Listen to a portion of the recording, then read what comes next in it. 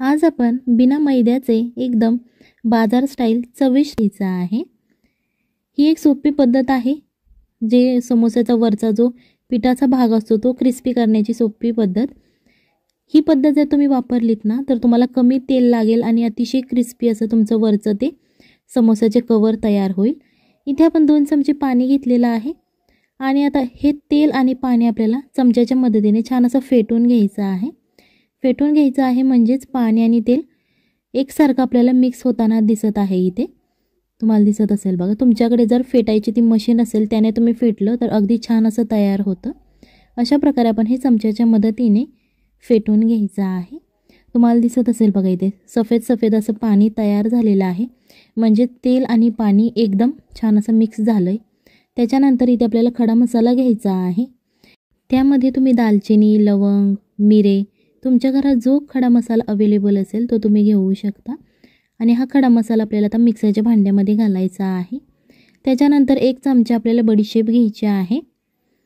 ही मी कच्ची बडीशेप घेतलेली आहे, तुमच्याकडे जर भाजकी अवेलेबल असेल तुम्ही ती वापरली तरीही चालेल। आता हे आपल्याला मिक्सरमध्ये बारीक करून घ्यायचं आहे। एकदम बारीक करायचं नाही, मीडियमच असं ग्राइंड करायचं आहे। तुम्हाला दिसत असेल बघा, अशा प्रकारे हे मी जाडसरच बारीक करून घेतलेलं आहे। तुम्ही खलबत्त्यात सुद्धा करून घेऊ शकता। आता सगळ्यात पहिल्यांदा लागणारी आपण बटाट्याची भाजी तयार करून घेतोय। इथे 2 चमचे आपल्याला तेल घ्यायचं आहे। अस्सल आज आपण बाजार स्टाईल चविष्ट बटाट्याची भाजी बनवणार आहोत समोसासाठी। त्याच्यानंतर अर्धा चमचा आपल्याला जिरे घालायचे आहेत। हे जिरे छान असे तेलामध्ये तडतडून द्यायचे आणि थोडेसे जरा ते लालसर करून घ्यायचे। तुम्ही समोसाच्या भाजीमध्ये जर लक्ष दिलं असेल तर तुम्हाला कळलं असेल की जिरे थोडेसे काळपट कलरचे असतात। त्याच्यानंतर अर्धा चमचा आपल्याला मोहरी घालायची आहे आणि ही मोहरी सुद्धा छान अशी तडतडून द्यायची आहे, म्हणजेच ती मोहरी फुटली पाहिजे, जेणेकरून त्याची चव छान लागते। इथे आपल्याला 4 ते 5 हिरवा कढीपत्ता घालायचा आहे, तो असा चुरून घालायचा आहे। तुम्ही अख्खं सुद्धा घालवू शकता।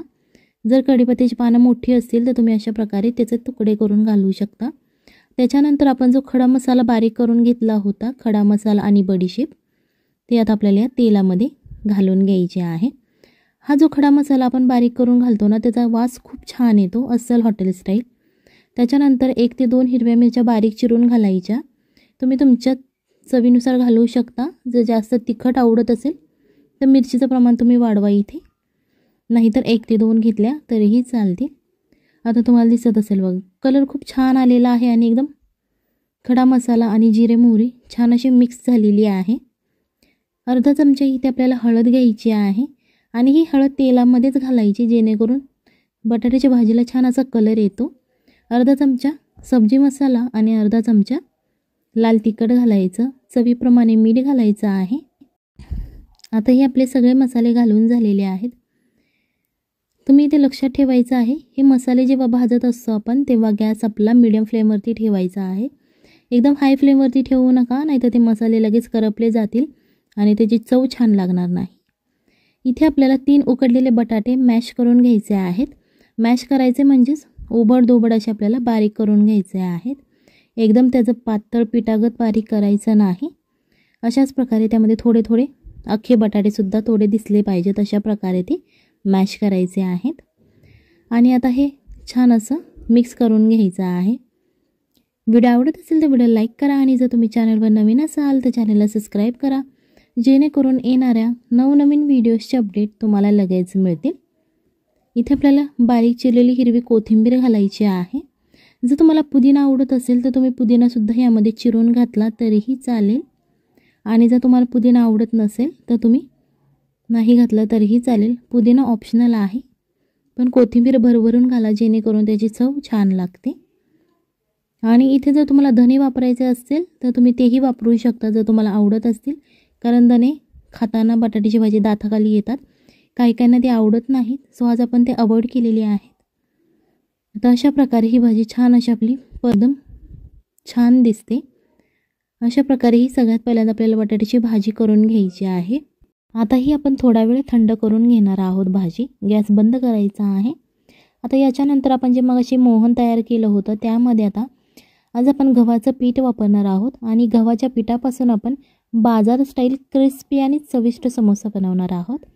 मैदा आपल्या शरीरासाठी इतका हेल्पफुल नसतो, सो आणि कधी कधी आपल्या घरात मैदासुद्धा अवेलेबल नसतो आणि मुलांची फरमाईश असते की समोसा पाहिजे. सो त्याच्यासाठी आज आपण गव्हाच्या पिठाचा बनवतो आहे. थोडा ओवा घालायचा आणि चवीप्रमाणे चमच्याच्या मदतीने सुद्धा मिक्स करू शकता, पण हाताने मिक्स केलेलं अगदी चांगलं असतं आणि छान असं मिक्स होतं हाताने. सो आता आपण इथे हाताने मिक्स करणार आहोत आणि इथे लक्षात ठेवा, इथे सुरुवातीला यामध्ये आपल्याला पाणी वापरायचं नाही. आपण जे तेल यामध्ये घातलं होतं त्याच तेलामध्ये आता हे पीठ आपल्याला मिक्स करून घ्यायचं आहे. यामध्ये ज्या गाठी आहेत त्या सगळ्या गाठी आपल्याला फोडून घ्यायच्या आहेत, जेणेकरून छान असं आपलं पीठ एकदम तेलकट असं तयार होईल. तुम्हाला दिसत असेल बघा. ती जी आपण पद्धत वापरली त्या पद्धतीनुसार जर तुम्ही केलं ना तर तुम्हाला इथे जास्त तेल घालायला लागत नाही मोहनसाठी आणि कमी तेलात क्रिस्पी समोसा तयार होतो. इथे तुम्हाला दिसत असेल बघा, छान असं आपलं पीठ बाइंडिंग होतं आहे. याचाच अर्थ आपलं पीठ एकदम परफेक्ट तयार झालेलं आहे. आता अशा प्रकारे आपलं परफेक्ट पीठ तयार झालेलं आहे. यामध्ये आता आपण हे थोडं थोडं पाणी घालत घालत आपल्याला हे पीठ मळून घ्यायचं आहे. सगळं पाणी एकदम घालायचं नाही, अंदाज घेत घेत पाणी घालायचं आहे. इथे पाण्याचं प्रमाण तुमच्या पिठावर डिपेंड करेल. तर तुम्ही जास्त पीठ घेतलं असेल तर तुम्हाला पाणी जास्त लागेल आणि कमी घेतलं असेल तर कमी लागेल. सो हे पिठावर डिपेंड करतं तुमचं पाण्याचं प्रमाण. आता हे पीठ आपलं मळून झालेलं आहे. जर पीठ हाताला चिकटत असेल तुमच्या तर थोडं तेल लावून घ्या आणि परत एकदा थोडंसं असं मळून घ्यायचं आहे. आता हे पीठ आपण असं झाकून ठेवणार आहोत, 10 ते 15 मिनिटासाठी ठेवायचं. आता त्याच्यानंतर आपण त्या पिठाचा एक गोळा घ्यायचा आहे आणि कोरड्या पिठामध्ये तो थोडासा विसळवून घ्यायचा आणि अशा प्रकारे आता आपण हा एका चपाती ज्याप्रमाणे आपण लाटतो त्याचप्रमाणे हे लाटून घ्यायचं आहे. हे जास्त जाडही लाटायचं नाही आणि जास्त पातळही लाटायचं नाही, मीडियम असं आपण लाटून घेणार आहोत. तुम्हाला दिसत असेल बघा. ही जर पोळी तुमची पोळपाटाला चिकटत असेल तर थोडंसं पीठ लावून घेऊ शकता आणि जर तुम्हाला तेलावरती लाटायता येत असेल तर तुम्ही अशी तेलावरती सुद्धा लाटून घेऊ शकता. आता ही पोळी आपली लाटून झालेली आहे.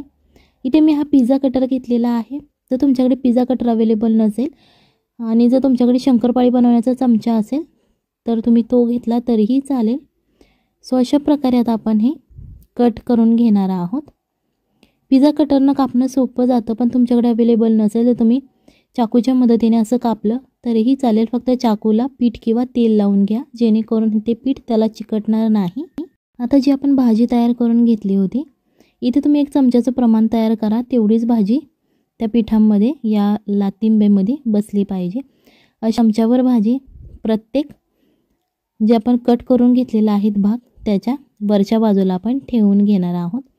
तुम्हाला दिसत असेल बघा. अशा प्रकारे ती मध्यभागी ठेवायची आहे.